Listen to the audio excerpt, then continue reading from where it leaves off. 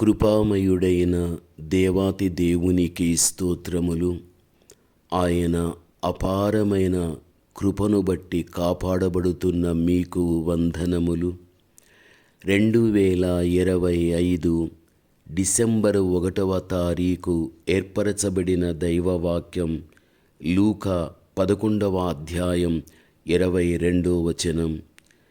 అతని కంటే బలవంతుడైన ఒకడు అతని పైబడి జయించినప్పుడు అతడు నమ్ముకునిన ఆయుధములన్నిటినీ లాగుకొని అతని ఆస్తిని పంచిపెట్టును. ఈ వాక్యాన్ని బట్టి మనము చూడగలిగినట్లయితే సాతాను కంటే బలవంతులం మనమై ఉంటున్నామని మొదట మనము తెలుసుకోవాలి. క్రీస్తు రక్తమును యుద్ధోపకరణం మన యొద్ద ఉంటూ ఉన్నది గనుక సాతానుని తేలికగా మనము జయించగలం. మన నిజదేవుడు లోక రక్షకుడైన యేసుక్రీస్తు ప్రభు సాతాను యొక్క తలను చితుకుదొక్కగలిగాడు. అందుకే ఈ రోజున మనకు ప్రభువుని బట్టి ధైర్యం, ఆయన్ని బట్టి మనకు పూర్తి నమ్మకం. దేవుడు ఎప్పుడు కూడా మనలను విడిచేవాడు కాదు అని, ఎప్పుడు కూడా మనకు దూరముగా ఉండేటువంటి దేవుడు కాదు. ఆయన మనకిచ్చిన వాగ్దానం ఎంతో గొప్పది. ప్రభువునందు ప్రియమైనటువంటి వాళ్ళారా, సాతాను యొక్క సమస్త ఆయుధములను లాగుకొని అతని ఆస్తిని పంచుటకు మనము ప్రభు వలన ఆజ్ఞ పొంది ఉన్నామని గ్రహించాలి.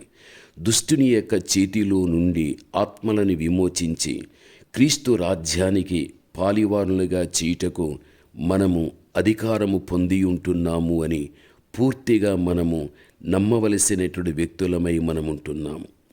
గమనించవలసిన విషయం, నీవు దేవుని కుమార్తెవు, నీవు దేవుని కుమారుడవు.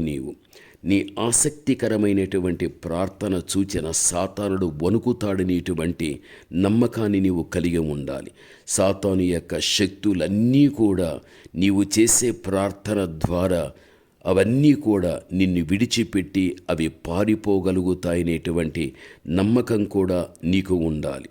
సాతాను ఎవడు అంటే వాడు దేవుని యొక్క చేతిలో ఓడింపబడినటువంటి శత్రువుగా వాడు ఉంటున్నాడు.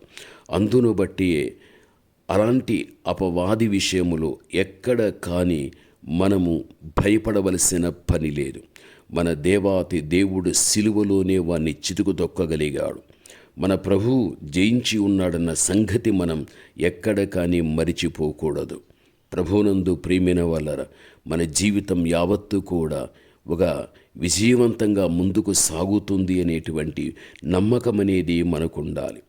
గమనించవలసిన విషయం, ఒక ఆత్మను క్రీస్తు యొద్దకు నువ్వు తీసుకుని రావాలి అంటే మొదట ఆ ఆత్మను చెరపట్టి ఉన్న సాతానుని మనము బంధించే వ్యక్తులుగా ఉండాలి. ఎందుకు అంటే ఈ రోజున అపవాది అయినటువంటి సాతానుడు దేవుని యొక్క సువార్త అనేటువంటి దాన్ని గ్రహింపనివ్వకుండా యుగ సంబంధమైనటువంటి దేవత అనేక మంది వ్యక్తుల యొక్క మనోనేత్రాలకు గుడ్డితనాన్ని వాడు కలుగజేశాడు. సువార్తకు లోబడకుండా కుంటి సాకులు చెబుతూ ఎంతోమంది ఈ రోజున దేవుని యొక్క వాక్యానికి దూరముగా బ్రతుకుతూ ఉంటున్నారు. అందును బట్టి ఈ రోజున మనం మొదట సాతానుని మనము బంధించే వ్యక్తులుగా ఉండాలి. వాని బంధించినప్పుడే తప్పనిసరిగా వాని చేతిలో పట్టబడిన ఒక ఆత్మను మనము విడిపించటానికి అవకాశం అనేది కలుగుతుంది. ప్రార్థన ద్వారానే మొదట సాతానుని మనము ఓడించగలము అనేటువంటి నమ్మకాన్ని మనము కలిగి ఉండాలి. అప్పుడే మనము ప్రకటించే సువార్త అనేక మంది వ్యక్తుల జీవితాల్లో శక్తివంతంగా పనిచేస్తుంది అన్న విషయం మనము మరిచిపోకూడదు. ప్రభువునందు ప్రియమైనటువంటి వాళ్ళరా, జీవితంలో ఎప్పుడు కానీ సాతానుడు వాడు గొప్పవాడుగా నీవు ఎంచకూడదు. అతడు అల్పమైనటువంటి వ్యక్తి అని నీవు భావించాలి. నీ ఆసక్తికరమైన ప్రార్థన ద్వారా అతని తలను చితుకుదొక్కేంత శక్తిని దేవుడు నీకివ్వగలిగాడు. కాబట్టి ఇది మన జీవితంలో మనం గ్రహించాలి. ప్రభువు చెప్పినటువంటి మాట ఎటువంటిది అంటే, ఆయన ఇదిగో ఆయన మనకిచ్చే వాగ్దానం, ఇదిగో పాములను తేళ్లను త్రొక్కుటకు శత్రు బలమంతటి మీదను మీకు అధికారము అనుగ్రహించి ఉన్నాను, ఏదీ నీకెంత మాత్రమును హాని చెయ్యదు అని మనకు చెప్పబడుచున్నది. ప్రకృతి సంబంధమైనటువంటి అనేకమైనటువంటి ప్రాణులలో విషముంటున్నది. అవి ఎప్పుడైతే మనను తాకడం జరుగుతుందో ప్రాణానికి అపాయం కలుగుతుంది.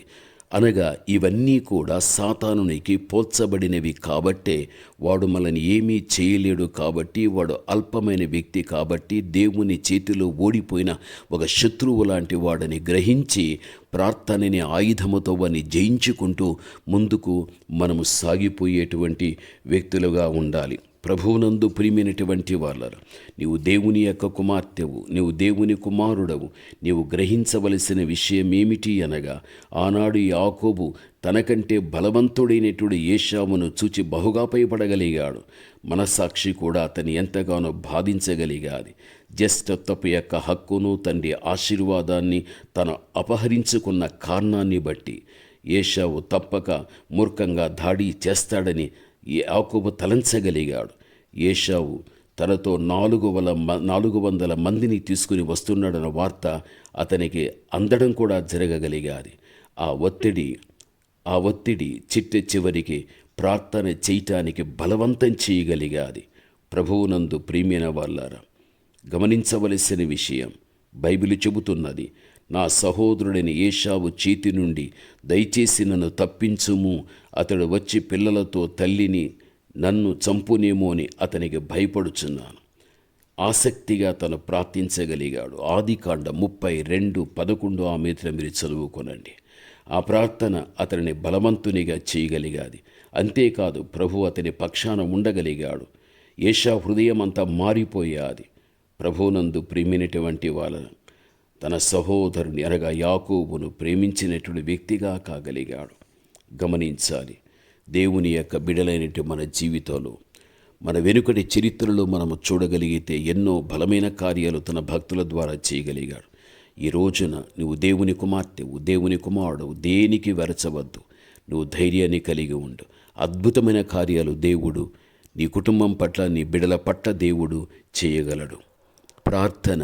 మంచి యేసయ్య, ఘనమైన మీ నామమునకు స్తోత్రములు తండ్రి. ప్రభా, బలవంతుడైనటువంటి వాణ్ణి మేము బంధించాలని, ప్రార్థన ద్వారా వాణ్ణి జయించాలి అని దేవా తండ్రి మీరు ఇచ్చిన హెచ్చరికను బట్టి మీకు స్తోత్రములు చెల్లిస్తూ ఉంటున్నాను. మీ మాటలు వినుచున్న ప్రతి బిడ్డను కూడా ధైర్యపరచండి. ప్రతి బిడ్డను కూడా తండ్రి నడిపించండి. ప్రతి బిడ్డ జీవితంలో అద్భుతమైన కార్యాలు చేసి మేలుతో మీరు నింపండి. యేసు నామములో ప్రార్థిస్తున్నాము తండ్రి. ఆమేన్.